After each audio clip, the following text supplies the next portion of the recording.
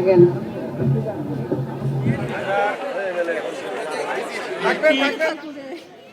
Message আপনাদের যে যারা ভাতা পান তারা তো এই ফ্যামিলি কার্ডের সবচেয়ে অগ্রাধিকার। তারেক রহমান তিনি অত্যন্ত একটি গুরুত্বপূর্ণ বিষয়কে মাথায়, লেখাপড়া খরচ আছে না, খাতা কলম অনেক কিছুই তো লাগে।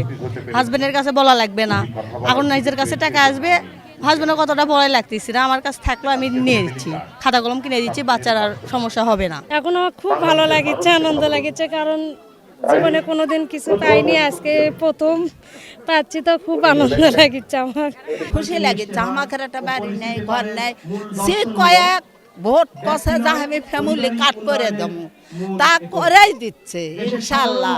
আল্লাহ জান হেদ দারাজ করে দেয়, হাসি মুখ জান ময়নার চিরদিন ফুটে দেয় সরকারের। এটাই আমরা চিরদিন চাই, দোয়া করি, নামাজত বসে দোয়া করি, মনে আছে আল্লাহ খুশি মনে থাক, আল্লাহ এর দারাজ করুক, হামাকরকে দে মন খুশি করেছে তার মনও খুশি খোশালত থাক। না কিছু করার নেই, এমনিতে ফটোকপি দেওয়া লাগছে, তারপরে বাচ্চা করে জন্ম নিবন্ধন কাগজ দেওয়া লাগছে, স্বামীর ফটোকপি দেওয়া লাগছে দিয়ে, না না টাকা পয়সা কাকু দেওয়া লাগেনি, উপজেলা থেকে লোক আছে তারাই করে লেগেছে, ওখান থেকে যাচাই বাছাই করে মনে করেন এই কার্ড আছে।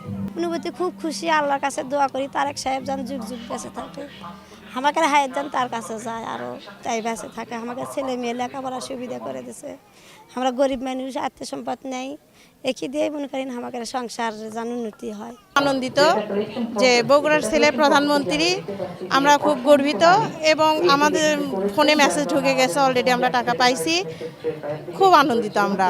টাকা পায় তো সাফল্য মনে হচ্ছে, বাচ্চাদের লেখাপড়া করাবো, গরু ছাগল কিনবো, যেন উন্নতি হয় সংসারের জন্য। সমস্যা ওষুধ বরিলে খাওয়া হবে, এবার সলপল কান দিল তা কিছু লিয়ে দেওয়া হবে, মেলা কিছু উপকার হবি বাবা, আল্লাহ করাবি।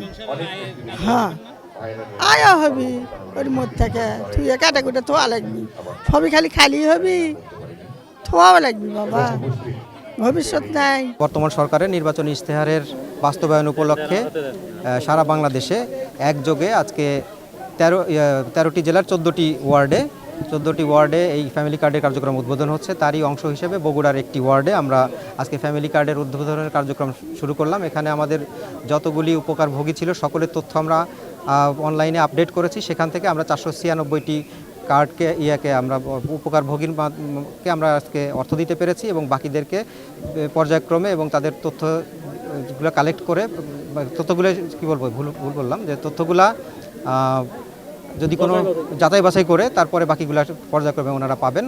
তো সেই ক্ষেত্রে আমরা আজকে এই কার্যক্রম উদ্বোধন ঘোষণা করলাম বগুড়ার একটি ওয়ার্ডে, আর পর্যায়ক্রমে এই জেলা সহ সারা বাংলাদেশের সকল ওয়ার্ডে এই কার্যক্রমগুলো চালু হবে। যেহেতু এটি পাইলট ছিল, তো সেইখানে আমরা এখান থেকে অভিজ্ঞতা নিয়ে পরবর্তী কার্যক্রমগুলো বেগবান করার চেষ্টা করব।